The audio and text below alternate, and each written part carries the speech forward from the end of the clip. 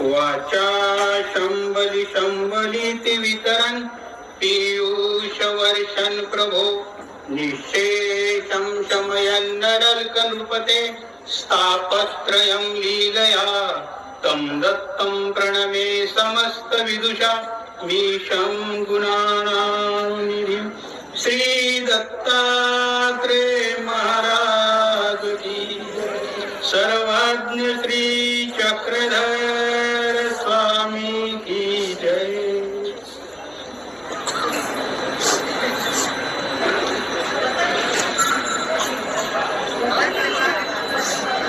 कालच्या सत्रामध्ये सह्याद्री वर्णन या ग्रंथावरती विवेचन करत असताना आपण ग्रंथाचा मुख्य वर्ण विषय, ग्रंथाचा केंद्रबिंदू,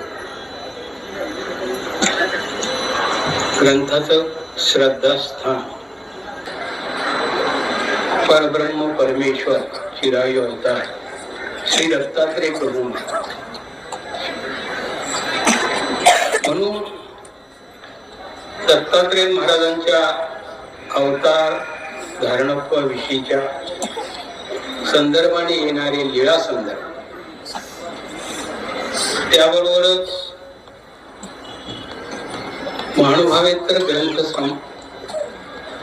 संप्रदाय, महानुभावेतर संप्रदायामधून येणाऱ्या ग्रंथातून म्हणा किंवा पौराणिक ग्रंथातून जे काही संदर्भ येतात त्या अनुषंगाने आपण काल उहापोह केला आणि आजचं हे द्वितीय सत्र.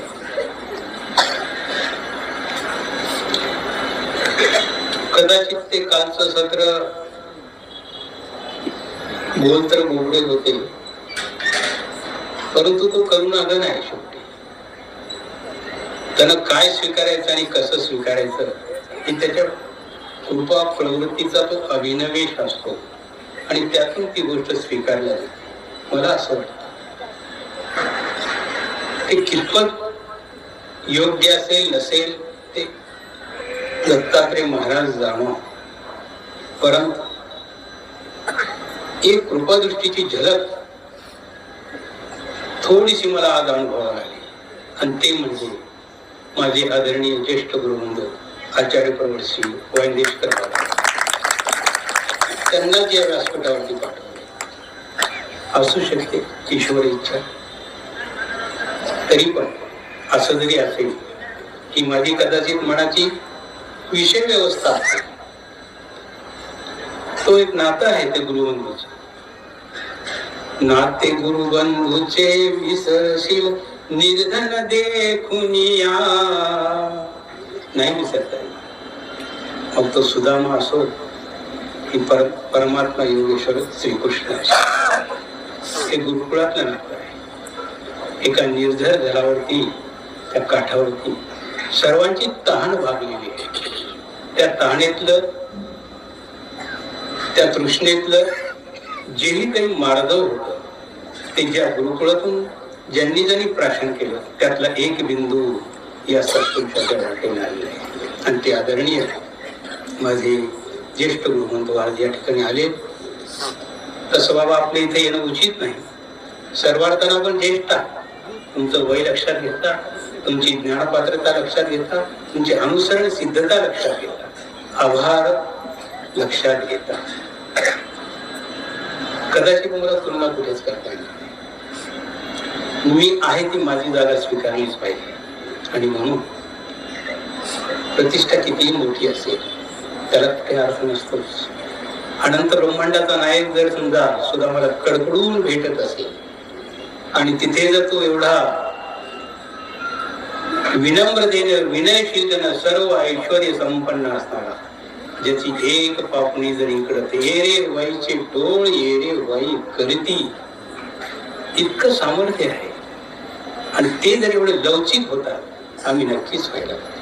मी विनम्र होतो, बाबांचे आज्ञा घेऊन पुढच्या प्रवासाला आपण आता प्रारंभ करीत आहोत. तसं तुम्ही काल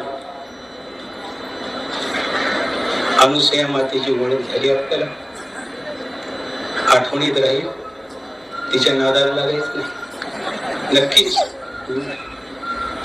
असूया रहित आहे, असूयाच नाही, द्वेष नावाची गोष्टच माहित नाही, आणि द्वेषाशिवाय आम्ही जगतच नाही. किती अंतर, कुठं बदलीत आश्रम आणि कुठं आपली विठ्ठलवाडी आहे ना. हे अंतर, हे मूल्यमापन जोपर्यंत आम्ही करणार नाही तोपर्यंत आम्हाला ईश्वराच्या जवळ पोहोचण्यासाठी जाताच येऊ शक्य. म्हणून ते वारंवार ऐकावं. जी कथा मी सांगितली उद्या बापू सांगतील, परवा ती अण्णा सांगतील, परवा आणखी कोणता प्रवचक सांगेल. सांगणं अनिवार्य आहे, गरजेचं आहे. कारण एक आहे, आमच्या ठिकाणी एक खंडज्ञान नावाचा एक शब्द आहे. विसरत, लगेच विसरत. ज्ञान विसरत, उपकार सुद्धा विसरत. त्याचीही कालांतरानं खूप मोठे झालो, प्रतिष्ठा प्राप्त झाली, विसरलं. ज्याने केलं त्याला वाटतं त्यांनी मला माझ्याविषयी जाणीव ठेवून आपण नाही ठेवू शकत. पण हे तिथंच असतं जिथं असूया नाही, आणि एकमात्र विश्वातलं हे स्थान असं असूया. म्हणूनच अनसूया असा तो शब्द प्रयोग आहे. अनरहित, असूया रहित. अशा त्या अनुसूया पतिव्रतेचा विवाह अत्री ऋषी सोबत प्रवास सुरू झाला. बराच काळ गेला.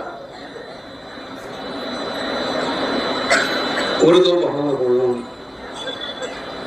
तपश्चर्या प्रारंभ झालेली आहे, आणि वायुभक्षण करत हे त्यांचं तपश्चर्याची साधना अढळ ठेवत. तिथे कुठेही खंड पडणार नाही यासाठी केवळ वायूवर राहून 100 वर्ष. गॅसवर माणूस किती दिवस जगतो?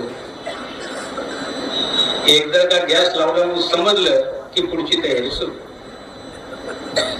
मग आयसीयूत गेले, विषय म्हटला, इकडे तयारी सुरू झाली. आपलं जगणं इतकं अल्प आहे. हे बघा किती तपस्वीवंत होते पुरुष. 100 वर्ष नुसत्या वायूवरती जगावं. इथं आम्हाला एक टाइम नाही 3 टाइम खाऊन सुद्धा आणखी आलं तर बरंच वाटतं. केवढा फरक आहे आपल्या त्याच्यात. पण ही साधना आहे, ही कुठेतरी तपश्चर्या आहे, त्याच्याशिवाय हे प्राप्त होत नाही. आणि हेच आम्हाला करायचं. एवढ्यासाठी आम्हाला हे वाचायचंय की बाबा एवढ्यासाठी 28 आहे, ती दरवर्षी काही नाव होणार. तुम्हाला हे बरोबर घडलं पाहिजे. पण अत्री ऋषींनी या पुत्रप्राप्तीसाठी त्यांची तपश्चर्या प्रारंभ केली. आणि मग त्या काळात त्यांना, आता हे पौराणिक संदर्भ आहेत, नेत्रापासून सो आणि शिवांशापासून दुर्वासा. आता ह्याच्यामध्ये गंमत अशी आहे, काही लीळा संदर्भ जर घेतले तर याचे आणखी चांगले उलगडे होतात. आता विष्णू येणार आहे. आमच्या तळेगावकर पाठ असं सांगतो, विष्णू जो अवतरावे तो परमेश्वरास प्रवृत्ती झाली. विष्णू थांबले. दत्तात्रय महाराज हा तो संत, आणि तो थोडा एक मनाला भावतो, रुजतो, पडतो, अनुभवाला सुद्धा येतो. आणि ते दत्तात्रय महाराज विष्णू येण्याच्या ऐवजी स्वतः आपण आलेले आहेत. ही दवडणे एक व्यवस्था आहे, ती परमेश्वराकडेच आहे, इतरांकडे नाही. जीवमात्राच्या ठिकाणी एखादा जीव जन्माला येत आहे, ईश्वर प्रवृत्ती झालेली आहे.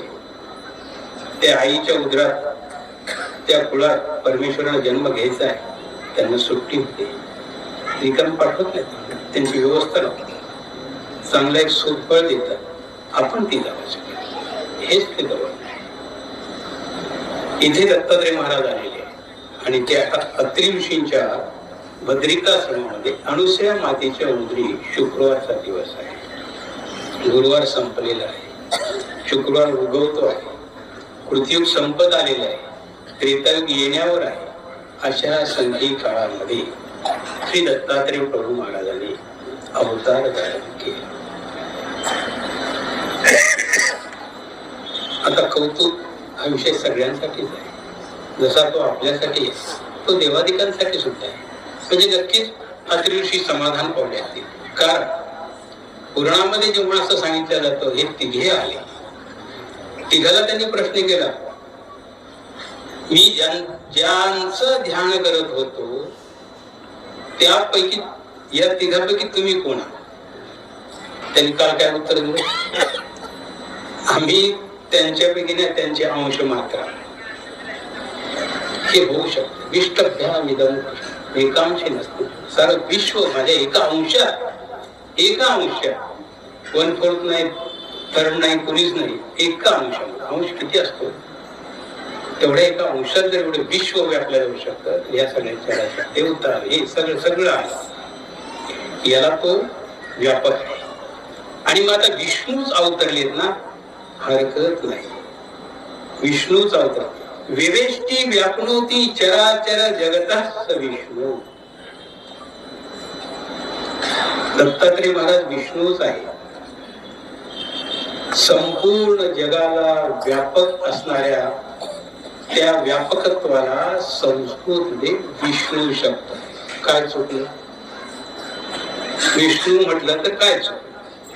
तो व्यापकच आहे ना, संपूर्ण ब्रह्मांडाला, अनंत ब्रह्मांडाला व्यापक असणारा. त्याच्या उदरामध्ये या सगळ्या गोष्टी हे सर्व सामावलेले.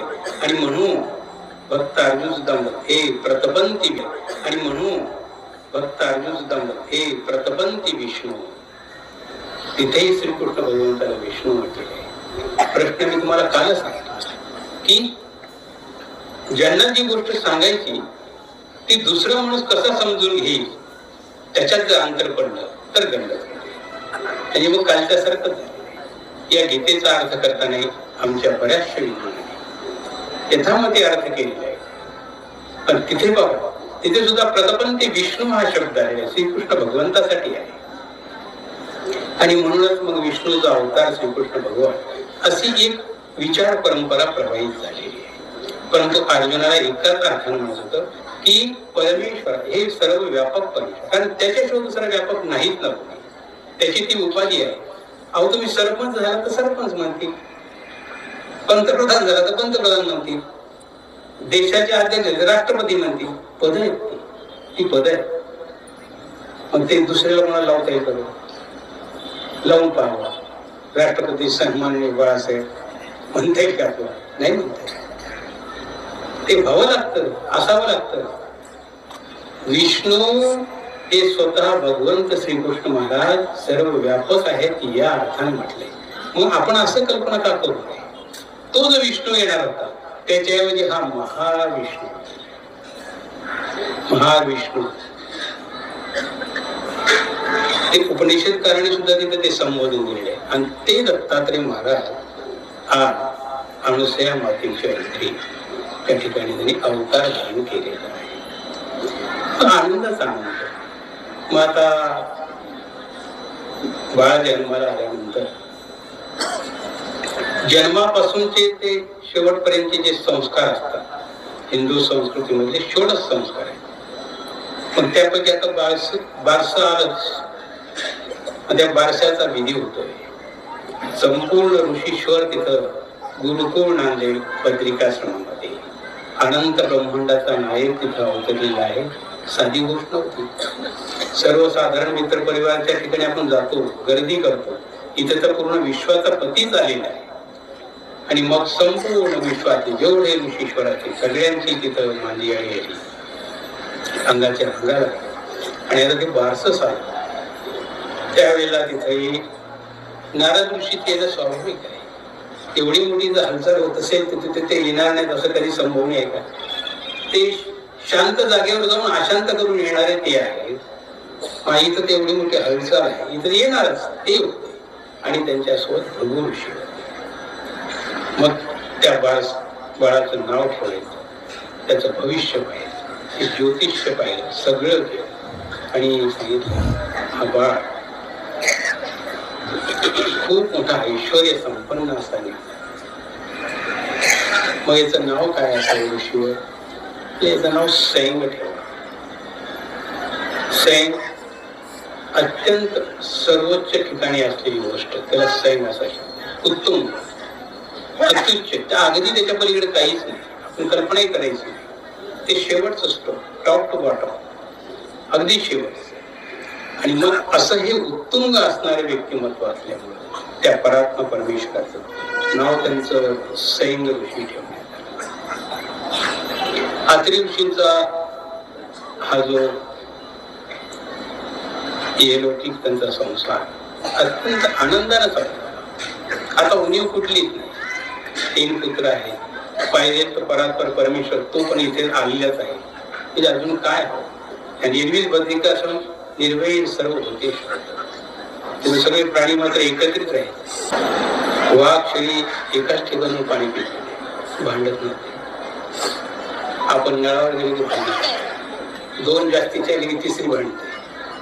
बघा आपण कुठे आहोत, ते कुठे आहे. वातावरणाची निर्विषता आहे, वातावरणातली सात्विकता आहे, त्याचा तो परिणाम आहे. आणि त्या परिणाम स्वरूप अशा शांत सात्विक स्थळावरती सर्व ऋषी वळाले. सगळं काही आनंदानं अलवेज चालले.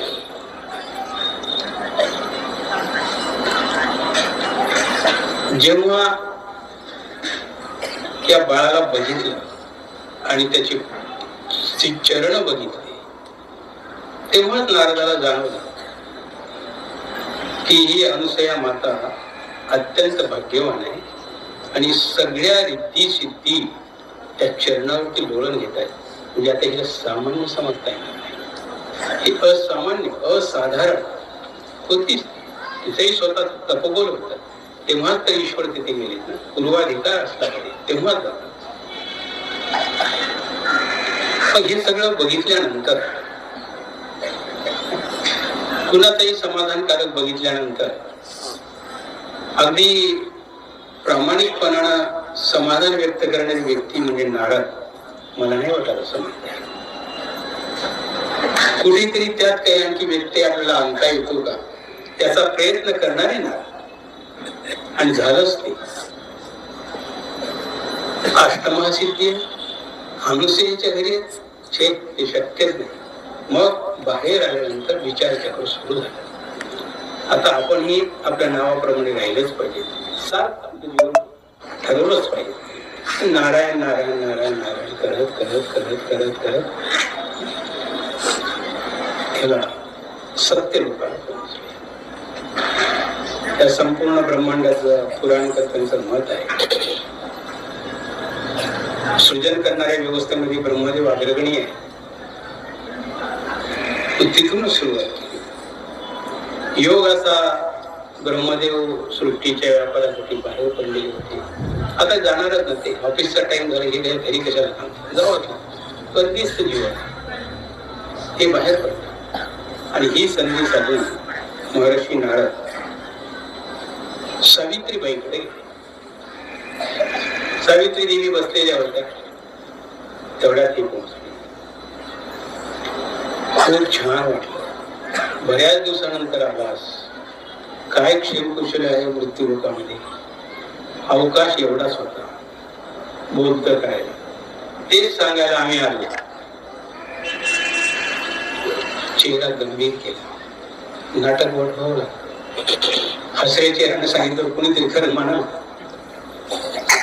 जणू काही खूप मोठं आकरीत घडतंय, जे घडायलाच नको होतं.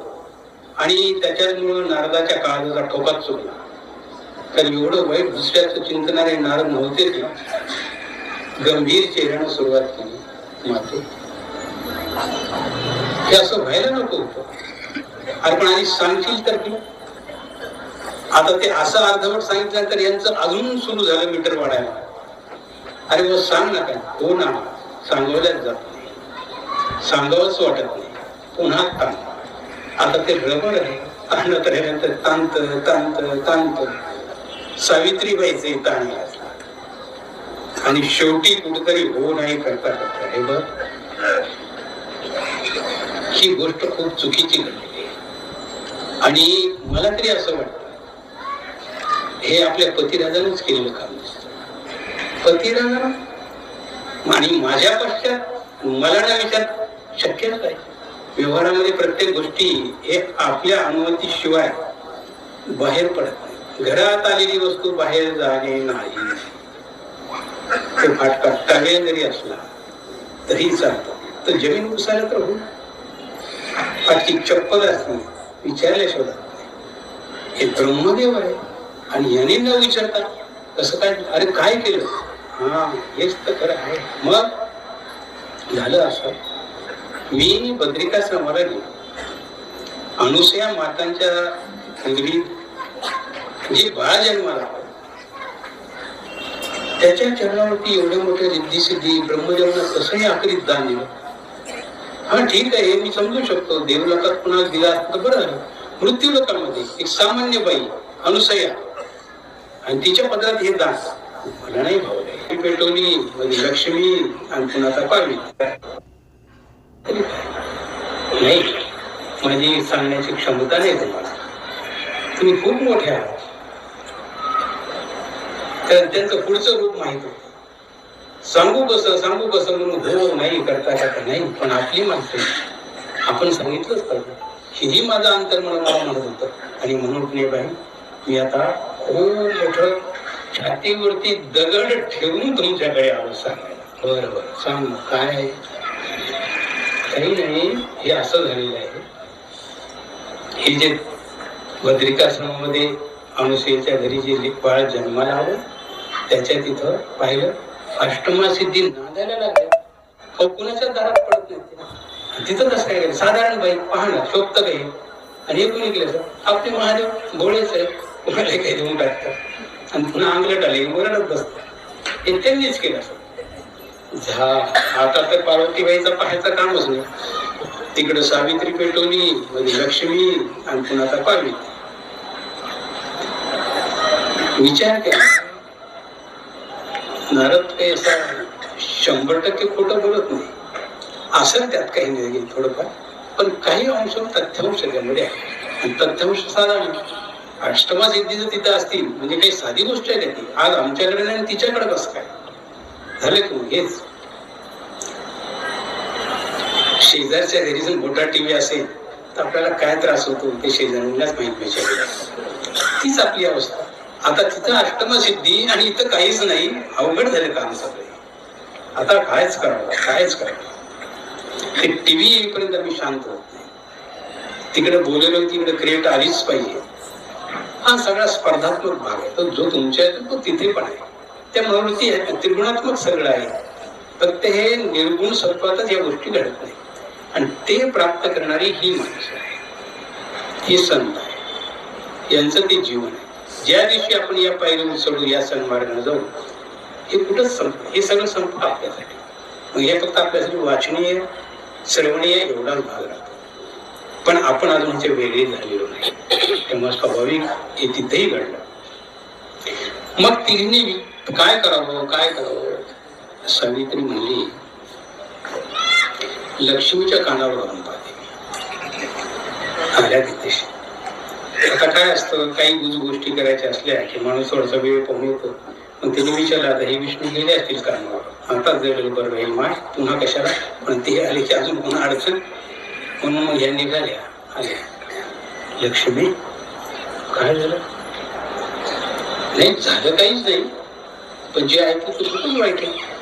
हो ना, मग तेच काय झालं. अहो आता काय सांगू म्हणे. ते नारद त्या दिवशी आले, त्यांना असं सांगितलं, अनुसयेच्या घरी रिद्धी सिद्धी लोळायला आणि आपल्या घरी माहिती एक बी नाही. हे कसं काय असं पटत नाही. हो ना, माझी तीच अवस्था आहे म्हणजे. मलाही कळल्यापासून काय करू, माझा ज्वरच कमी होईल आणि भाकरे अंगी लागलं. काय करू आता. ते नवरा जगवायचं म्हणून त्याच्यासाठी स्वयंपाक चाललाय. मला मात्र माय काही खाऊ वाटणार. तुझी शपथ घेऊन सांग. झालं पडल्या दोघी गळ्या. जाऊ दे म्हणजे आता आपण पार्वतीकडे जाऊ, आपल्यामध्ये फार मोठी येते, तिलाच विचारून पाहू. आल्या पार्वतीकडे. ते आधीच लाल होऊन त्यांचा तवा तपलेला गरम होईल, थंड होईच ना, त्या तिथं जाऊन पडले. स्वागत काही केलं नाही. अरे गाडी गरम आहे तर कसं सांग. तू कर सुरुवात, तू कर सुरुवात, नाही तूच सांग, नाही तूच माझ्याकडे घेऊन आलीस घराला. सावित्रीला कसं तरी सांगायला सुरुवात केली. मी सावित्रीने सांगितलं नक्की नक्की म्हणजे हेच मी वाट पाहत होते, तुमच्याकडे यायचाच विचार करत होते, पण हे खपून द्यायचं नाही बरं का आपण. इतकं तुम्ही काय शब्द वापरता, सिरियस घ्या.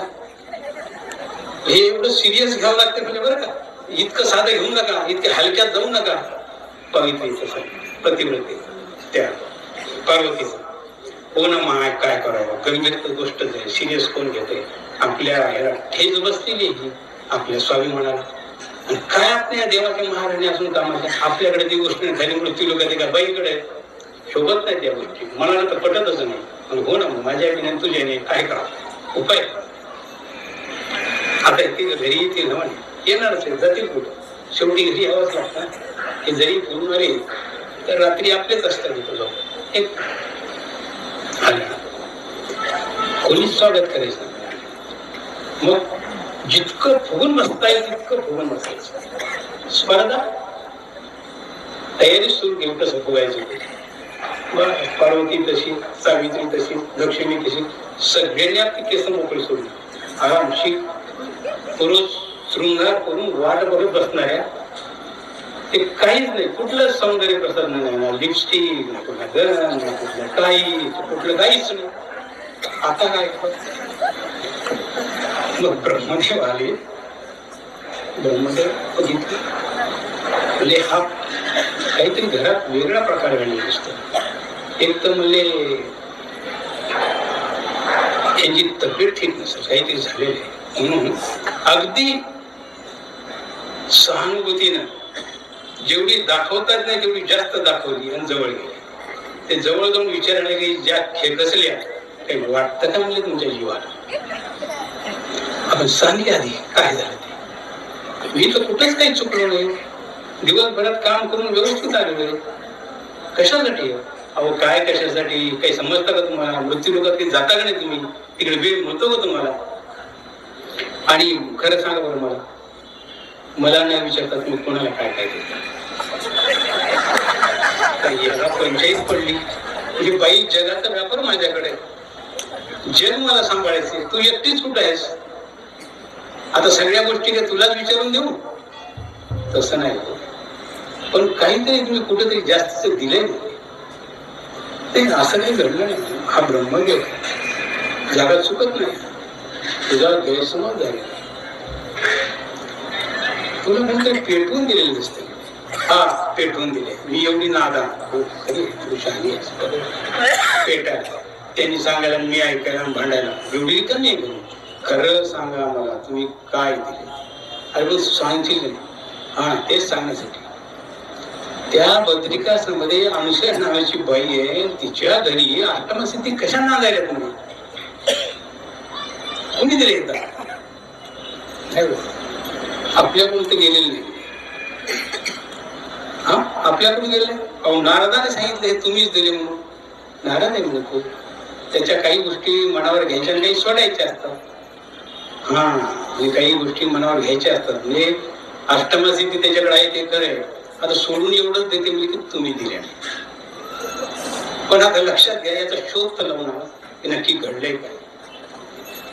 आणि तोपर्यंत घरात कुठलीच आपली व्यवस्था होणार नाही. आपलं स्वागत हे सगळं जे काय आता बाहेरच भागवा. आता हे बसता विचार करत, जेवणाची पंचायत, सगळं पंचायत, घरचा ताळमेळ काहीच नाही. म्हणजे काम फार अवघड काम. होऊ शकतं विष्णुदेवाला विचारतो त्यांनी हा कुठं नाही गेला काय, कारण त्यांचे असे म्हणजे उदार आहे, आले लहरमध्ये देऊनच टाकते. तिकडून ब्रह्मदेव या वैकुंठाला विष्णूच्या त्या दरबारामध्ये विष्णुदेव समोर तिथं त्या सिंहासनावरती कपाळाला हात करून बसली होती. विचार करी त्यांचंच कोड त्यांना सुटणार, त्यात हे घेऊन आले कसा बसले. हो त्यासाठी झालं काय क्षम वाटतं. आता याला असं वाटलं विष्णूने कपाळाला हात लावला म्हणजे थोडे काही त्यांच्या घरात भानगड झाली दिसते वगैरे. होऊ शकतं घरातलं आहे, नातं आहे, नाजूक नातं आहे, काहीतरी झालं असं. मग विष्णू याला ब्रह्मदेवाने विचार केला, थोडस गाडी आधी थोडीशी मोकळी करून पण इकडच्या तिकडच्या गप्पा सुरू केल्या. त्या झाल्या हळूच म्हणजे एक विचार होता, अहो म्हणजे ते अनुसया बद्रिका समज आणि तिच्या त्या बाळाच्या चरणामध्ये अष्टमसिद्धी कशाला हे दान द्यायचं काम तुम्ही केलं? ते काय म्हणतोस म्हणा, मी काय एवढा रिकाम आहे का म्हणे, आणि मी काय तुला सांगितल्याशिवाय कधी करतो का म्हणे काम? मी नाही केलं बाबा, ते मला माहिती नाही. काय कमाल आहे तुमची? आता मी दिले नाही आणि तुम्ही म्हणता तुम्ही दिले नाही, मग हे कोण करणार? आणि तर समजत नाही का म्हणजे महादेव धोळा आहे, थोडस गोड बोललं ते काही त्याच्यामध्ये पडून त्यांनी काम केलं असेल, माझं काम नाही. चल दोघही गेले महादेव. आता हे बाहेरच बसले होते. तशी महादेव तापड स्वभाव, त्यांच्या त्या रागापुढं आणि क्रोधापुढं कोणाची भल्या भल्याची हिंमत होत नाही. आणि त्यातल्या त्यात आता हे घरातलं घरगुती भांडण, आता हे वाद मिटवायचा कसा, ते त्या विचारात होते. आणि तेवढ्यात हे दोघं पोहोचले. थोडासा तो व्यत्यय आला त्यांच्या मनाला. विचार चालू होता काय उपाय करा, तेवढ्यात हे दिसली, तुम्हाला हीच वेळ सापडली का? सुरुवात कशी झाली होती, मग बसून तर घेणे आता जाऊ बसले. मी तुम्हाला हे विचारतो, महादेवानं सुरुवात केली. नसते कुठाने तुम्ही करून ठेवता म्हणे, दान द्यायचे काम तुमच्याकडे, अरे संपवायचं काम माझ्याकडे नाही. मी कशाला करणार आहे? हे दान द्यायचं काम तुम्ही केलेले म्हणून सांगा कोण आहे त्याचा हा शहाणा? नसताना माझ्या घरात भांडण लावून ठेवलं. पार्वती 8 दिवसापासून ठिकाणवर नाही, माझ्या जेवायची सोय काय तुम्हाला माहिती तरी आहे? काय चालले म्हणजे कुठं, आता काय करावं? अरे बरं झालं काय, हे असं झालं. मग ठीक आहे, मग आता ह्यांनाच विचारू काय याच्यावरती उपाय करायचा. हळूच महादेव पार्वतीकडे गेले. आपा जे झालं ते झालं, आता याच्यातून काय करता येईल ते सांग, आम्हाला काही माहिती नाही. आमच्यापेक्षा कोणी श्रेष्ठ आहे हे आमच्या कानावरती यायला नको. ती महान पतिव्रता आहे, ती सती आहे, तिच्या घरी अष्टमसिद्धी आहे, आणि आम्ही देवलोकांचा असून काय काम असं तुमच्या घरी भांडेच घासायला हे जमणार, हे जमणार नाही म्हणे. हे जमणार नाही. मग ज्या ज्या प्रकारानं उपाय करता येईल तो तो उपाय करायचा, आणि अनुसेचं सत्वहरण झालंच पाहिजे. आता स्त्री तो कुणाला या लक्ष्मीच्या हट्टाबाई शेष्याला सुद्धा नतमस्तक व्हावं लागलं. परिणाम स्वरूप योगेश्वर भगवान श्रीकृष्णाला तिथे जावं लागलं. ही सृष्टी व्यवस्था आहे. स्त्री हट्ट आहे, बाल हट्ट आहे, जोगी हट्ट आहे. या हट्टाकडून माणूस थांबतो कुठेतरी. देवही चुकले नाही. हैराण झाले. मग आता काय करावं? चला म्हणजे मग एकांतात तिघ बसले. कारण की काही ते आता युक्ती शोधाकडे आता हे तर खरं आहे, कमीत कमी प्रयोग तर करून येऊच. कारण त्याच्याशिवाय आता आपल्या घरी तर काय आपलं ठिकाण नाहीच नाही. सगळं वातावरण विस्कळीत आहे. तिघही आपले त्यांची आज्ञा घेऊन निघाले. फिरत फिरत फिरत बद्रिकाश्रमात आले. आल्यानंतर ब्राह्मणाचा वेश धारण केला आणि साधारण मध्यान्नाची वेळ होती. अत्री ऋषी संध्यावंदनासाठी गंगेवरती गेलेले होते. तिथे हेही पोहोचले. त्यांनी यांचं संध्या स्नान केलं. अत्री ऋषी अत्यंत उदार सात्विक स्वभावाचे. त्यांनी सांगितलं घरी जा, तिथे थोडी विश्रांती घ्या, तेव्हा आम्हाला भोजन करायचं. हा होईल, ती पण व्यवस्था काही आवश्यक आहे. आपलाच आश्रम आहे, आपल्यासाठी सेवित आहोत. मी माझं संध्याकर्म आटोपल्यानंतर मी पण येतो. हे तिघ ब्राह्मण निघाले आणि मग जेवढ्या पांढऱ्या शुभ्र गारगोट्या व्यस्त येईल तेवढे वेचून प्रत्येकाने आपापल्या झोळीत टाकले. माई भिक्षा आणि बघितलं 3 ब्राह्मण दिसतात, अतिथी आहेत. सत्वर समोर उभी राहिली. मुलीवर स्वागत आपलं या. आम्ही भुकेलेले आहोत. समजते मध्यान्नाची वेळ आहे, ही जेवण वेळच आहे. मग काही नाही, आम्हाला आमच्या जेवणाची भोजनाची व्यवस्था झाली तर फार बरोबर होईल की तुमच्यासाठी सेवेत तत्पर आहे. काही हरकत नाही, आपली आज्ञा. आपण बसा, तर विश्रांती घ्या, स्वयंपाक करा. तसं नाही, आम्हाला परक्याचं अन्न मुळीच चालत नाही. मग आम्ही जो पदार्थ देऊ ना तेच शिजवून आम्हाला देणे, ते आम्ही खाऊ, हरकत नाही. बाई असूया रहित होती. तिथे असूया नाही, तिथं कपट नाही, तिथं छळ नाही, तिथं संशय सुद्धा नाही. संशय ही व्हायला हे करत नाही. निर्मळ मनानं त्यात काय असेल तुमचा पदार्थ द्या म्हणून मी पातेलं समोर दिलं. त्यांनी ते वतलं, खडखड खडखड खडखड वाजलं. तिचं काही लक्ष तिकडे गेलं नाही, असेल काहीतरी म्हणून आणलं. आणि जेव्हा निसायला बसली तेव्हा लक्षात आलं, अरे हे तर गारवट आहे. आता याचा भात कसा शक्य आहे? जगात कुठेच अशी सुगरण नाही. बघा तुम्हाला, अहो तुम्ही स्वयंपाक करता करता चुकून तुमचा एखादा खडा जर राहिला ना, तो आम्हाला दातात त्रास देतो. आणि त्या दिवशी असं लक्षात येतं, हे बाणावर होत्या बनवत्या, निसता काय निसलं मग गाडीत खडा कसा काय आला. साखर खाता खाता खडा खावा लागतो. नाहीतर तुम्हाला न विचारता पडेला केस ते आमच्या समोर येत. कुठंतरी असं काहीतरी घडतं. आता ही विचार करायला लागली, हे कसं शक्य आहे मला? हे सत्वभंग होण्याची वेळ आहे. गाडीचा भात, त्या गारगुडीचा भात माझ्याकडून शक्य नाही. आणि हे होत नाही म्हणलं, अतिथी विनमुख चालला, माझं सत्वभंग आहे. करावं काय? अशा विवंचनेत असताना परात्पर परमात्मा जर तिथे विद्यमान आहे, तिथे ही संकट कशाला येते? त्यांच्यासाठी संकट हे नाहीच येते. आणि तेवढ्यात तिने तो धावा केल्यानंतर बाळसेन ऋषी साधारण रांगत्या वयाचे होते, बाहेर अंगणात खेळत होते. रांगत आले. आई कुठेतरी विवंचनेत आहे असं दिसलं आणि येऊन आईचं मुख न्यावलं. आई चिंतित वाटली, मांडीवर बसली. सहज तिने कुरवळत आपली व्यथा त्यांच्यापर्यंत पोहोचवली. न घडणारं काम मला आज करावं लागतंय, हे माझ्याकडून असंभव आहे. आता हे कसं होईल शक्य? दत्तात्रय महाराज परमेश्वर आहेत. कर्तुम अकर्तुम अन्यथा कर्तुम समर्थ सहा परमेश्वर. कर्तुम जे करता येतं जीवांना, देवतेला, तेही करतात. अकर्तुम जे जीवाकडून होत नाही, जे देवतेकडून होत नाही, तेही करून दाखवतात.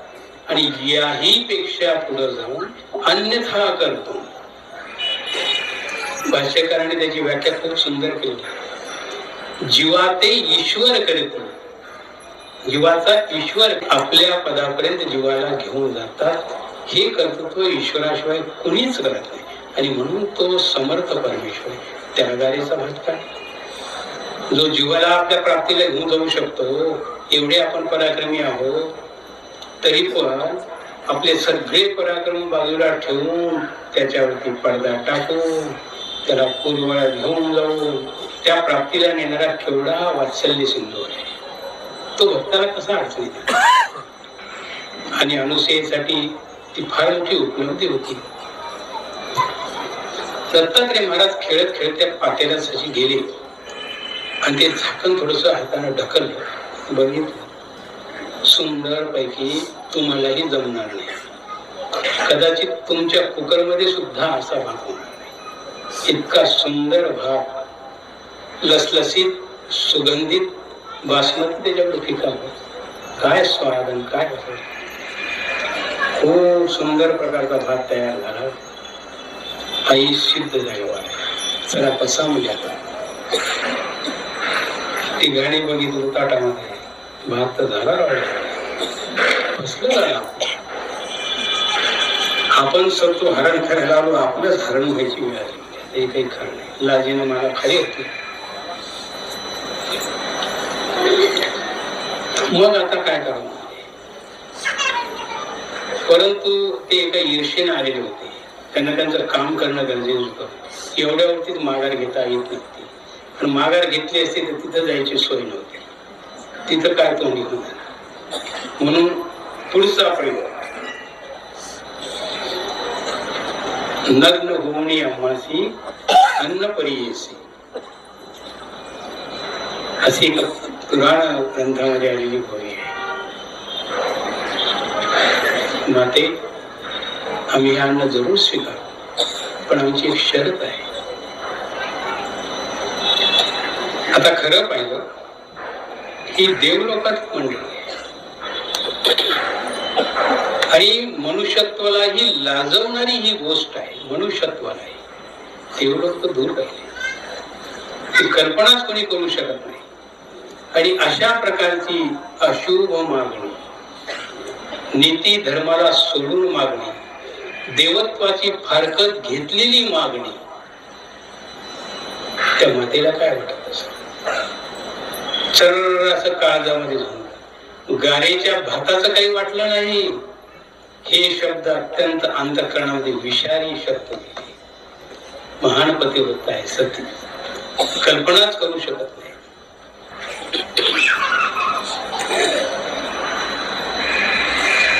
त्या पतिव्रताच्या ज्या व्याख्या केल्या भाष्यकारांनी खूप वेगवेगळ्या पद्धतीने, नसुद्ध परपुरुषासोबत हसून जरी बोललं तरी आमचं व्यभिचारत्व आहे असं त्यांचं. बाई तियेसी व्यभिचारू बाई, तिथे ही व्याख्या करताना स्पष्टता आहे. तिथेला तो हा हसणं सुद्धा ही तर खूप कल्पनातीत गोष्ट आहे, पराकोटीची गोष्ट आहे, अशक्य गोष्ट आहे, असंभव गोष्ट आहे. हे होणारच आहे. आता नाही म्हणून तर अतिथी वापस चालले, विनमूळ जातात, सत्वभंग आहे. हो म्हणू तर पतिव्रतेला करा जातात. हे तर माझ्या आयुष्यात आहे. मग देवा सैंगा आज मृत्यू या क्षणी आला तर मी त्यालाच करून टाकेल. तो माझ्यासाठी आनंददायी आहे. शेवटची माझी ही मागणी, एक तर मला मृत्यू दे, नाहीतर माझी व्यवस्था कर. कृपा झाली, असंभवी संभव आहे. आणि तिथे ते दयाद्र प्रभू, आणि शिवाय विशेष म्हणजे इतर अवतारापेक्षा खूप कडक अवतार आहे. त्यांची गाठ घेतली या तिघांनी. बोलून आपण म्हणतो ना, पंगा तरी कुठे घ्या समजायला पाहिजे. हा पंगा इथं आला, दत्तात्रय महाराज असं आहे का? ठीक, तुमची व्यवस्था व्यवस्थित करा. खेळत खेळत आले. आईच्या दोन्ही डोळ्यातून अश्रुधारा वाहत होत्या. करुणाधन त्या आसपास अशी ढळला. आणि माते असं कोणतं संकट आहे की ते सैंग आहे, त्या सैंगाच्या सान्निध्यामध्ये दुःख कल्पनाच करता येत नाही. कल्पना सांग, तू काय सांग? काही नाही बाळा, तू सर्वज्ञ आहेस, तुला हे समजतं. मी सांगण्याच्या पलीकडे समजत. हे माझ्याकडून सुद्धा मनवलं जात नाही, परंतु अतिथींनी अशी मागणी केली. ठीक आहे, तथास्तु. दत्तात्रय महाराज रांगत रांगत त्यांच्या जवळ गेले. तिघांच्याही डोक्यावरती नुसता स्पर्श केला. तो श्रीकराचा स्पर्श होता क्षणी अतिशय 1.5-2 वर्षाचे 3 वर्षाचे बालक व्हावे तसे छोटे छोटे बाळ होऊन तिथं बाळ रूपामध्ये ब्रह्मा विष्णू महादेव. आईच्या संकोचाची जागा संपली. काय अडचण आहे बालकासमोर, लहान बाळासमोर? काहीतरी आपण त्याला स्नान घालतो. आणि त्याच व्यवहारानं, त्याच नात्यानं, अनुसया नात्यानं त्या तिघही बाळांना त्यांच्या इच्छेनुसार भोजन घालायला सुरुवात केली. आणि अत्यंत वात्सल्यानं तिन्ही बाळांना घास भरवली, तृप्तपर्यंत जेवली. त्यांचं तोंड पुसलं, टाळली व्यवस्थित. आणि तिघही नेऊन दत्तात्रय महाराज ज्या पाण्यात असतात त्या पाण्यामध्ये नेऊन त्यांना ठेवलं. तेवढ्यात अत्रिऋषीची संध्या आटोपली. ते अंतर्ज्ञानानं अत्रिऋषीने हे जाणलेलं नेमकं घरी काय घडले, पण बोलायचं नाही.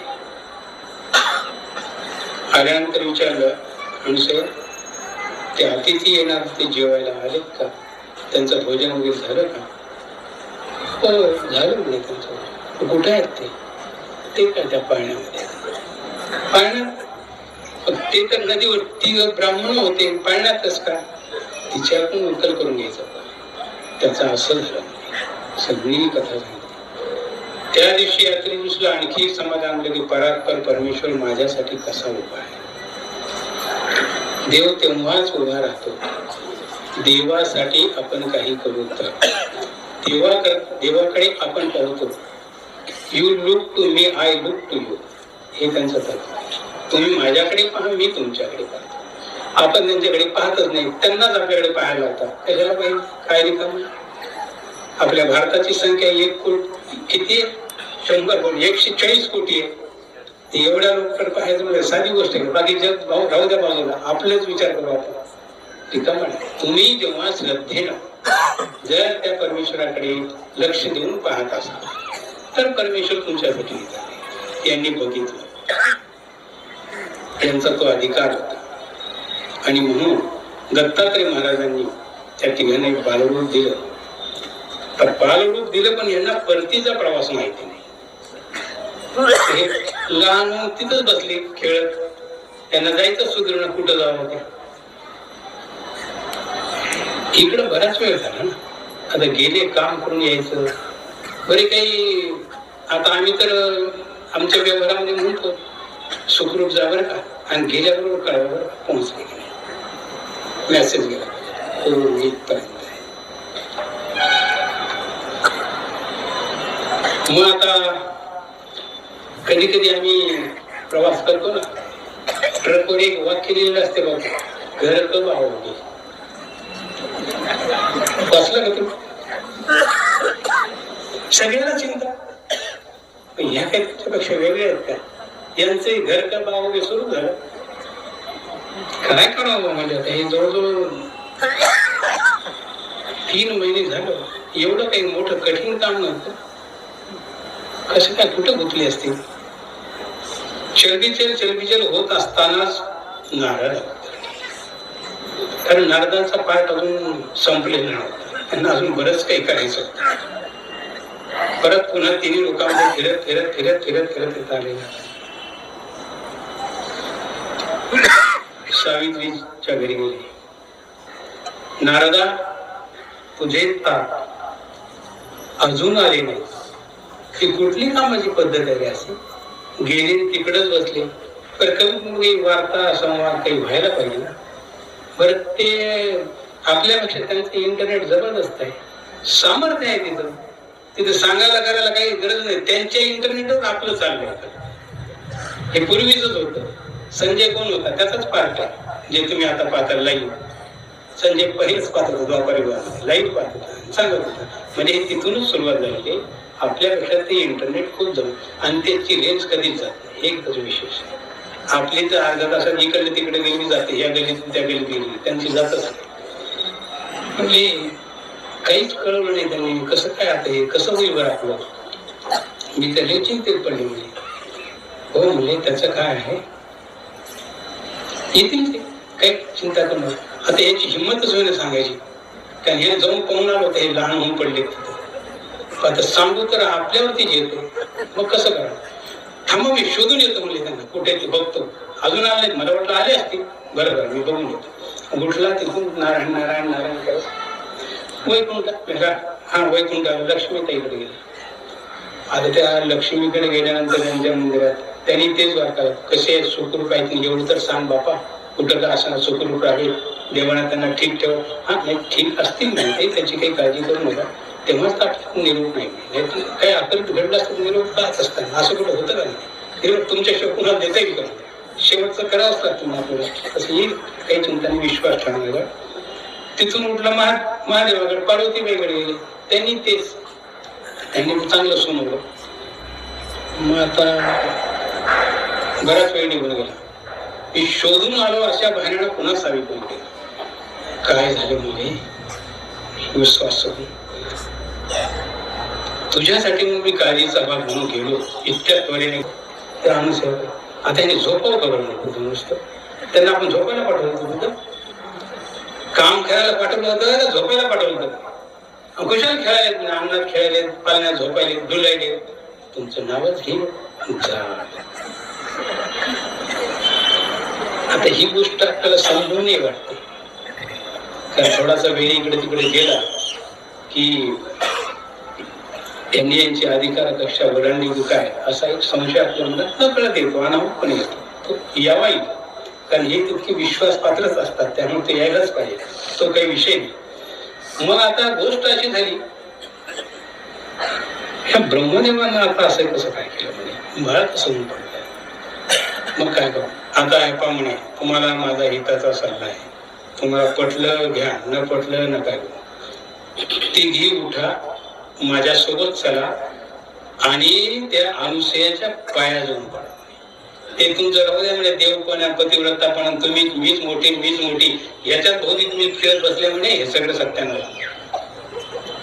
कशा करता करत बसल्या म्हणे, मीच पतिव्रता मीच प्रधान, राहू दे रिद्धी सिद्धी, तिथं काय फरक पडत तुम्ही तुम्हाला उठेल ते कमी होतं म्हणे.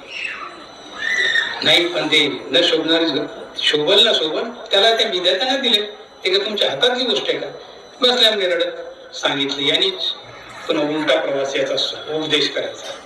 मग आता माझ्यासोबत चला, त्याच्याशिवाय पर्याय नाही. निघाल्या तिघी, आले नारद तिघी नाही. आल्यानंतर अनुसया नेमकीच बसलेली होती, हे तिघे मस्त गार झोपलेली होती, यांना काय माहिती येणार त्या. दत्तात्रय बराच खेळत होते. त्यानंतर नारद ऋषी बसले, त्यांचं स्वागत झालं. यांना ओळखलंच नाही लवकर अनुसयानं. हे कोण घेऊन आले ते परिवार, हे तेच सांगतो, हेच तर मोठी भांडण आहे. 6 महिन्यापासून कैलास वैकुंठ आणि सत्यलोक ठिकाणावर नाही, सगळ्यांची हवा टाईट झाली. ते त्यांच्या महाराण्यात म्हणजे हे अरे बाबा असं आहे का, आणि ती हे आहेत का म्हणजे, आणि मग कोण घ्या आता आले ब्राह्मण झाले पोर, अनुसयाला काय माहित. हे ते तर 6 महिन्यापासून म्हणजे तवाच पाठवून द्यावं का, म्हणजे हे जातील तवा घे, हे तरी माझ्या हातात कुठे, मी कसं सांगू. मी काही त्यांना थांबून थोडंच घेतलं. जेवायची बोली होती, जेवले खा गाड झोपी गेले, म्हणजे अजून उठले नाही, मी काय करू. हे माझ्या हातात घेऊन जातो. मग आता अत्रि ऋषी असतो, अत्रि ऋषीलाही विचारलं काय करावं. घेऊन जाईल तुम्ही, काय हरकत नाही, तुमचे ते आहेत ब्रह्मा विष्णू महादेव, बरोबर ते आमचेच आहेत, म्हणजे काय करतो. मग आता आज्ञा दिली, पाण्याजवळ गेल्या तिघी. आता ही विधात्याची किमी आहे. आम्ही माणसं एकमेकाला ओळखू येतो, कारण निसर्ग सूत्र असं आहे आणि तो विश्वाचा रंगारी बी असा आहे. त्याच्या त्या कलर बॉक्स मध्ये किती प्रकारचे कलर पडले हे तुम्ही आम्ही कुणीच अंदाज बांधू शकत नाही. सगळे आपण एकमेकाच्या जवळ बसलो, एकाचाही कलर दुसऱ्याला जुळत नाही, किती वैशिष्ट्य आहे. एकाचाही नाक दुसऱ्याला जुळत नाही, किती वैशिष्ट्य आहे. एकाचाही तोंडाचा वट दुसऱ्याला जुळत नाही, किती वैशिष्ट्य आहे. उंचीत 1 इंच 2 इंच 1 पळ 2 पळ आहेच, जाडीत कमी जास्त वयाचा तो विषयच नाही, कसा रंगारी येतो. इथंच विधात्याने एक वेगळी किमया केली. तिन्ही सारखीच पार्सल, एकाच फॅक्टरीतला माल पूर्णपणे सुंदरपैकी बाळ, तिन्ही सारखेच. गेल्या ती गिमी जवळ बघितलं नाही, आपण घेऊन जमले तुमचे आहेत, तुमचे आम्हाला यांचं काम नाही आमच्याशी, आणि आहे तसे आले तरी लहान म्हणूनच पडले तिथं. बिनकामी काम नाही सांगतात, उलट खाऊ आम्हाला घालवायला मांडीवरपासून, पण ठीक आहे आम्हाला सेवा घडायची, आता घेऊन जातो. मग आता सर्वांनी विचार केला, म्हणजे सावित्रीबाई तुम्ही मोठे असेल, तुम्ही तुमचा आधी उचला, सावित्रीबाई जवळ गेल्या. तिथं आयडेंटिफिकेशन काहीच, आधार कार्ड नाही, हातावर तीन नाही, कुठं मस नाही, कुठं टेबल आलेलं नाही, कान लांब म्हणावं कानासारखे, नाक समजतं नाक सारखं, उंची सारखी, गोरे पान सगळे सारखे, तिळाचा पत्ताच नाही. आता यांच्या कुठं पहिले ध्यानात तीळ असेल ते पाहायला गेले, तीळ सापडलं. पण हा जर महादेव निघाला तर एक तर ती चिरकट, नाही तर पार्वती भांडण. बरं त्यांचं काही होऊ द्या, पण त्याला मी माझा नवरा म्हणून हात लावला, माझं पतिव्रता पण भंग होणार आहे ना, मी नाही घेत पाहिजे. तुमचं तुम्हीच बघा, तुम्ही सगळ्यात शेवटी उलट ते माझं, तुमचं तुम्हीच बघा. आता काय करा, लक्ष्मी प्रस्ताव गेला, लिहिताई तुम्ही ते बघा. ती नाही निवडून पाहिलं, तिचे आकलन शक्तीचा बाहेरचा व्यवहार दिसला. अशक्य म्हणजे आपल्याला, मला तर शक्य होत नाही म्हणजे या जन्मात. आणि कसं झालं, मी काही माझ्या पतिराला इतकं बार काही न्याहाळलंच नव्हतं म्हणजे कधी. त्याच्यामुळे लक्षात येईन आता हे नेमकी हे आहेत किती आहेत किती आहेत हे माझा संभ्रम व्हायला म्हणजे आपल्यात चांगली सगळ्यात पार्वती कडक त्याच काहीतरी करू शकतील म्हणून पार्वती मॅडमला तिथं पाठवलं आणि ह्या गेल्या तिथं बघायला. आता बघायला गेल्यानंतर पार्वतीला प्रश्न पडला, आमचे महादेव एवढे घाग आहेत, आता मी जर का ब्रह्माला हात लावला तर हे मला ठिकाणावर ठेवतील का? नको. तिघींनी नकार दिला. म्हणजे पा आता आम्ही हातवळ झालो म्हणजे होते आमचेच पतिराज, नाही असं नाही, पण तो यांची कुठलंच ओळख चिन्ह शिल्लक राहिलेलं नाही. आम्ही खूप संभ्रमात आहोत आणि माते अनुसया पूर्णपणे अत्यंत निष्ठेने आम्ही तुला शरण आहोत.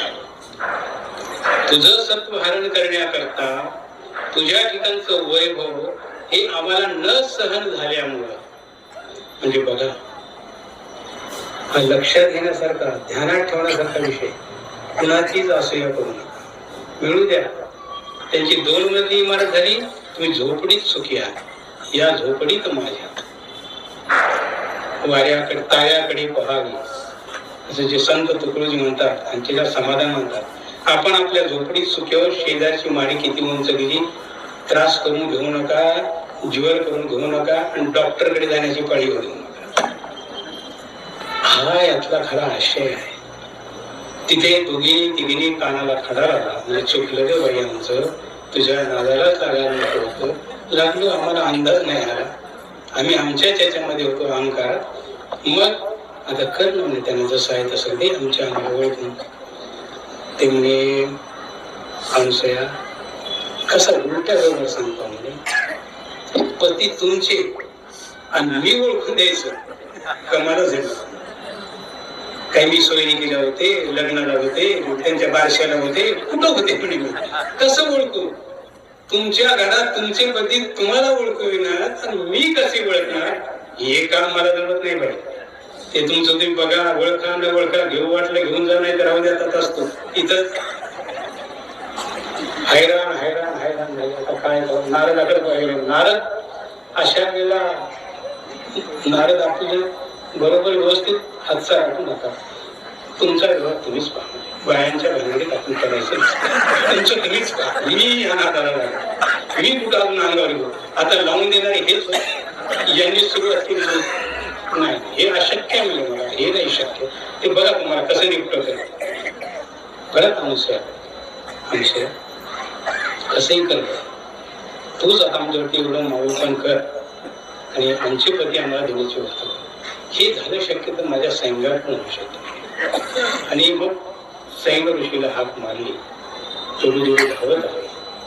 सैंगा, हे जे बालक तू केले ना, हे ज्याची त्याला देऊन टाक.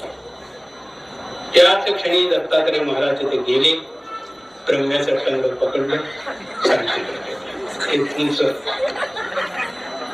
विष्णू लक्ष्मीकडे, महादेव पार्वतीकडे, लगेच त्यांचं मूळ रूप त्यांना प्राप्त झालं. सत्व कुणाचं हरण झालं?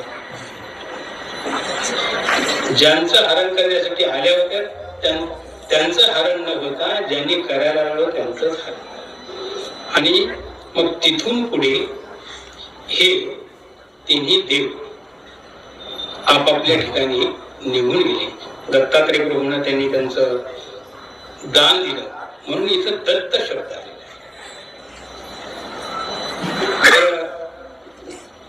दत्त शब्दाचा अर्थ करताना दत्तात्रय, दत्त हा दानावाचक गातीवाचक शब्द आहे. दत्त म्हणजे दान देणे. एक तर स्वतः ज्योतिर्मय भगवान परमपिता परमेश्वराने आपला स्वतःचा आत्माच अत्रीला दान केला. म्हणून दत्त, अत्री म्हणून दत्तात्रेय, दत्त अधिक अत्रे दत्तात्रेय, अशी ही एक व्याख्या आहे. आणि दुसरी व्याख्या अशी आहे की जसे तसे ज्याचे त्याला तिन्ही देव दानाला केले म्हणून दत्त. ब्रह्मा सावित्रीकडे पाठवला, विष्णू लक्ष्मीकडे पोहोचवला, महादेव पार्वतीकडे गेले, हे काम कोणी केलं? किती पुढे पडलो. म्हणून तिथे दत्तात्रय महाराज हे नाव त्यांनी अत्यंत सार्थ केलं. अशी ही एक दत्तात्रय महाराजांच्या अवतार काळातली, अवतार त्या बालपणातली ही एक लीळा या ठिकाणी आलेली आहे. आणि आता यानंतर अशा अनेक लीळा आहेत. त्यानंतर आता या तिन्ही देवांचं गर्भधारण झालं, तिन्ही देवाने दान केलं, मग ही अशी प्रवृत्ती ईश्वराची असते. आता हे पृथ्वीयुग संपत आलेलं आहे, त्रेतायुगाची सुरुवात झाली आहे. आता त्रेतायुग आणि पृथ्वीयुगामध्ये स्वाभाविकपणे अंतर पडतं. ते पूर्ण सात्विक होतं, हे 3 हिस्से सात्विक, 1 हिस्सा राजस तामस. म्हणून इथं थोडेसे मानसिक विकार विकल्प या सगळ्या गोष्टी होतात. तिथं काय कामच करतात. निधी ध्यास, ईश्वर चिंतन, उपासना याच्यामध्ये दिवस जात होता. भूक लागण्याचा विषय नाही, खाऊ घातलं नाही घातलं. इथं तसं नसतं. इथं थोडा फरक पडला. स्वाभाविकपणे काही गोष्टी इथं मनुष्यत्वामध्ये ज्या आहेत त्या येतात आणि मग त्यातून काही अनिष्टजन्य क्रिया घडतात, या न घडाव्यात म्हणून दत्तात्रय महाराज त्रेतायुगाला येतात. आणि दत्तात्रय महाराज त्रेतायुगाला आल्यानंतर सह्याद्री पर्वतावरती आलेले आहेत, तिथे क्रीडा करतात. परमेश्वराची ही प्रवृत्ती आहे. अवतार उदंड होती आणि सवेची लया जाते, तैची लोहे श्री दत्त मूर्ती नाश कल्पांती नव्हे. श्रीधर कवीने आपल्या रामलीलेमध्ये म्हटलेलं आहे. अशी ती मूळ प्रवृत्ती आहे. दत्तात्रय महाराजांचे अनेक विशेष आहेत. त्यामध्ये हा एक विशेष आहे, चिरायुत्व राहणे, 4 युगामध्ये राहणे. आता इतर अवतारांची ही व्यवस्था नाही. त्यांचं निजी कार्य आटोपल्यानंतर, आपलं कार्य आटोपल्यानंतर ते अव्यक्त स्वरूपाला जात नाही, परंतु तिथे पुरांतर करतात. हे जे देह आहे स्वीकारलेलं हे सोडून दुसरं कुठं पुन्हा स्वीकारून पुढच्या उद्धरण कार्याचा त्यांचा प्रवास चालू होतो. दत्तात्रय महाराजांची प्रवृत्तीच अशी होती. ते असं वांदेशकर पाठात एक अनुमान आलेले आहे की 4 युग आहेत. या 4 युगाची एक चौकडी, त्याला थोडक्यात महायुग म्हणून होतं. तर असे 100 चौकड्या झाल्या की त्याचा एक कल्प होतो. 1000 चौकड्या झाल्या की त्याचा महाकल्प, आणि 10,000 चौकड्या झाल्या की मग सृष्टीची मर्यादा सांगितली. तर हे कितपत खरं आहे, ह्याच्याविषयीचे सिद्धांत याला किती बाधक ठरतील हा तात्विक विषय आहे. परंतु असे त्यांनी अनुमान दिलेलं आहे. म्हणजे सृष्टीच्या अंतापर्यंत दत्तात्रय महाराज पुरांतर करणार नाही. सातत्यानं भ्रमण आहे, सतत आटन आहे. बद्रिकाश्रमाला जाऊन पुराण श्रवण आहे, तिथल्या ऋषीवरांच्या विनंतीवरून. कारण दत्तात्रय महाराजांचा अधिक काळ वास्तव्य सह्याद्रीलाच राहायला लागलं, म्हणून त्यांनाही तिथं सुनो सुनो वाटायला लागलं. तर मूळ ते तिथले बद्रिकाश्रमातले, जन्मभूमी त्यांची तिथं, पण जीवोद्धारक आजारती ते इकडं आलेले. आता तिथे सुनो सुनो वाटतंय म्हणून त्यांच्या विनंतीला मान दिलाय. काशीराजाच्या विनंतीला मान देऊन त्या वाराणसीला जाऊन मनकर्णा घाटावरती स्नान करणं आहे. इकडे आत्मोत्तम ऋषीच्या विनंतीला मान देऊन, पांचाराजाच्या विनंतीला मान देऊन 45ला येऊन भोजन आहे. आणि पुढे देवल ऋषीला त्यांच्या विनंतीला मान देऊन महोरला निद्रा आहे. बाकी पुराणकर्त्याने बऱ्याच वेगवेगळ्या गोष्टी अजून आणलेल्या आहेत. काय अजून वेगवेगळे संदर्भ देत ना, तांबूळ घ्यायला वामपक्षी असे आहेत आणि मग आता हे सतत परिभ्रमणामध्ये आहे. परंतु दत्तात्रय महाराज पूर्ण ब्रह्मांड व्यवस्थेवरती लक्ष ठेवून आहे. ज्यांनी कोणी आराधना केली, ज्यांनी कोणी तपश्चर्या केली, ज्यांनी कोणी साधना केली, निष्ठेने केली, तर तिथे ते दत्त म्हणून उभे राहतात. म्हणजे अगदी अनपेक्षितपणे, आकस्मितपणे येऊन उभं राहणं, अशा अर्थाने आपण दत्त हा शब्द वापरतो. काय दत्त म्हणून तुम्ही उभं राहिलो, तर तो सुद्धा तिथे दत्त होता. अनपेक्षितपणे झालं असं की एकदा सर्व ऋषींनी एक फार मोठा यज्ञ करायचं ठरवलं आणि सर्व ऋषीवरांना आमंत्रण दिलं. सगळे ऋषी तर त्या सह्याद्री पर्वत किंवा जिथं कुठे त्यांचं ठरलं असेल तिथे यायला लागले. सगळे मोठमोठे मान्यवर ऋषी आले, सप्तऋषी आले, महर्षी आले, सगळे आले. आणि मग ते येता यज्ञाचं प्रमुखत्व कुणाला द्यावं, सगळ्यांनी सांगितलं भगीरथ ऋषी बरी राहतील. तसे ते सगळ्यांपेक्षा लहान होते, पण त्याचं एक कार्य खूप मोठं. काय होतं, गंगा आणली होती इतर मृत्यू लोकांवरती, की गंगा आणल्यामुळे त्यांचं एक फार मोठं कार्य असल्यामुळे स्वाभाविकपणे त्यांना मान देवाचं ठरवलं. आणि इथंच देव ऋषीचं खटकलं. देव ऋषी स्वतःला खूप मोठे होते, ते विद्वान, परंतु स्वतःला खूप मोठं समजणारे. आणि त्यांचा यत्किंचितही आत्माभिमान दुखवल्या गेला तर ते क्षणाचाही विलंब करतात, लगेच त्यांचा क्रोधाग्नी भडकायचा. आणि मग असंच हे देव ऋषी इथं व्यथित झालेले पण यांना सर्वांनीच वाईट टाकलं. का तर कुणाशी जमलं ना, एक वेळ झालं, दोन वेळ झालं, त्यांच्याशी तसं, ह्यांच्याशी तसं, ह्यांच्याशी तसं, जाऊ दे ना, हे दुसऱ्या स्वभाव नादाला लागलेलं बघ, असं म्हणून सगळ्यांनी टाळायचा प्रयत्न. आणि मग ते एकटे. तर हे देवऋषी कोण आहेत, तर हे अष्टवसूमध्ये एक प्रत्युष नावाचा वसू आहे. ते 8 वसू आहेत: आप, ध्रुव, सोम, धरा, अनिल, अनल, प्रत्युष आणि प्रभास. याच्यामध्ये त्या प्रत्युष पासून जन्मलेले हे पुत्र देव, त्यांचे धौम्य नावाचे एक बंधू आहे आणि ते पांडवांचे पुढे पुरोहित झाले, असा एक त्यांचा अनुभव आहे. आणि दुसरे एक असित पुत्र म्हणून देव आहे, असित तो देवो व्यास. स्वयंचैव ब्रवीषि, असं गीतेमध्ये 10व्या अध्यायात 13वा श्लोक आहे. तिथे एक देव आहे. मग या देव ऋषीला हा अपमान काही सहन झाला नाही आणि त्यांना असं वाटलं ही माणसं आपल्याला समजून घेणारे नाही, आपणही यांच्या नादाला लागायला. म्हणून त्यांनी त्यांचं स्वतंत्र अस्तित्व टिकवण्यासाठी सिंहांच्या पर्वतावरती आले आणि तिथे त्यांनी साधना सुरू केली. मग हे खूप सामर्थ्यशाली असल्यामुळे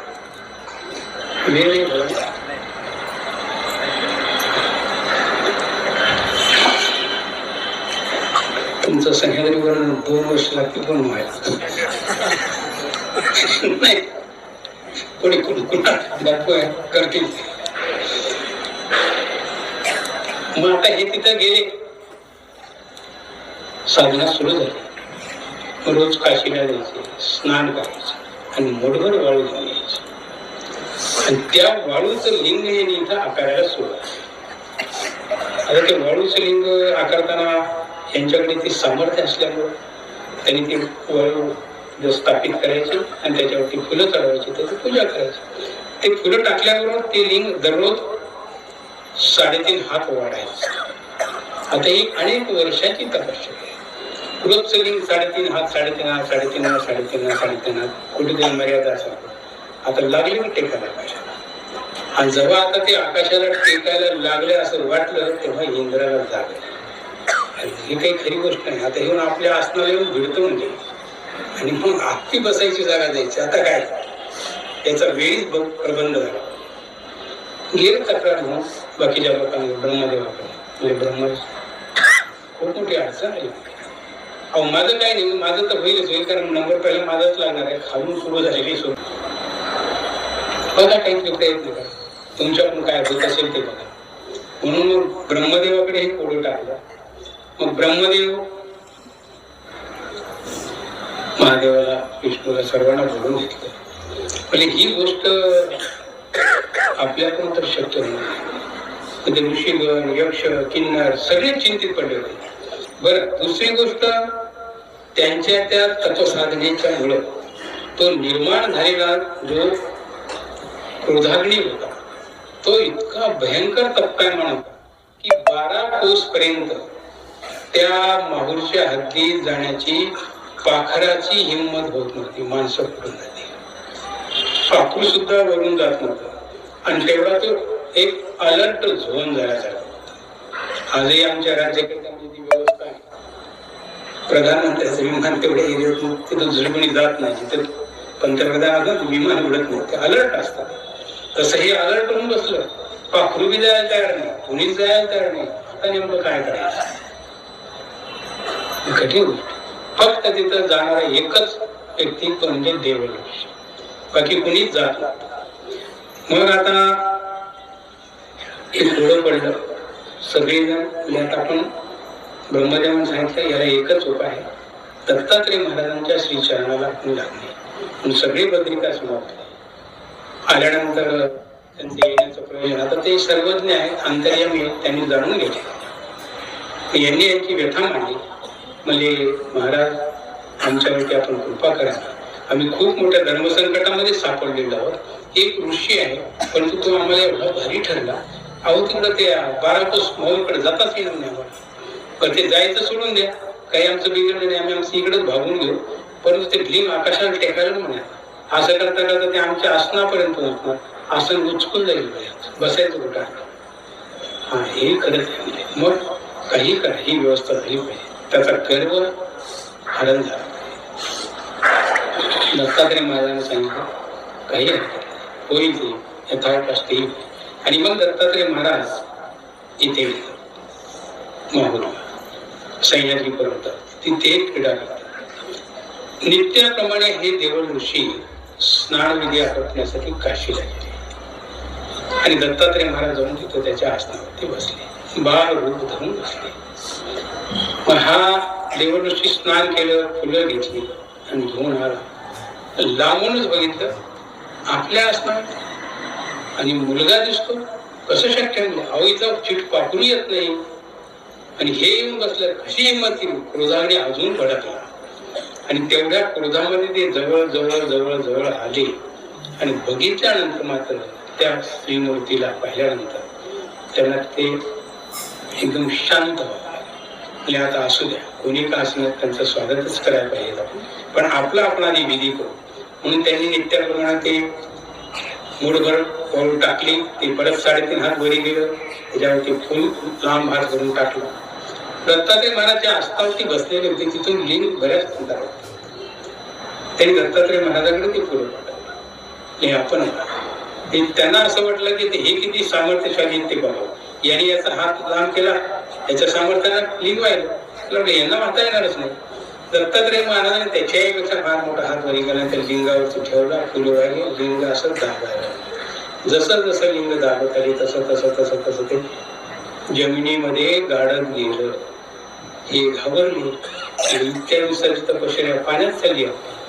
आणि मग आता पूर्ण जातं की काय अशा अवस्थेत आल्यानंतर दत्तात्रय महाराजांचे श्रीचरण पकडले, देवाची प्रार्थना केली, महाराज माझ्यावरती एवढी आपण कृपा जरूर करावी, माझं अस्तित्व या जगामध्ये शिल्लक राहील, माझी स्मृती या रूपाने शिल्लक राहील, एवढ्यासाठी किमान 3.5 हात तुम्ही एवढे लिंग जमिनीवरती असं ठेवा.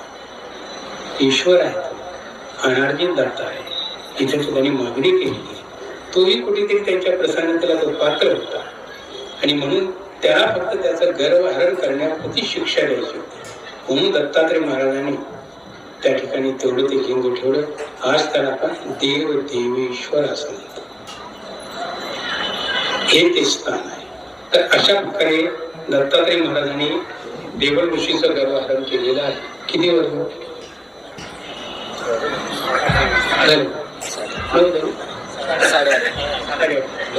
पुढची व्यवस्था. तर अशा अनेक लीळा आहेत. आता उद्या सह्याद्री वर्णनाच्या प्रसंगाने घेणाऱ्या काही सांगितल्या जातील आणि प्रत्यक्ष उद्या सह्याद्री वर्णनाला प्रारंभ होईल. दत्तात्रय महाराजांच्या ज्या विशेषता आहेत त्यामध्ये आपण त्यांच्या त्या विशेषतेला जसे एकविध प्रतीक आहे. तर परमेश्वर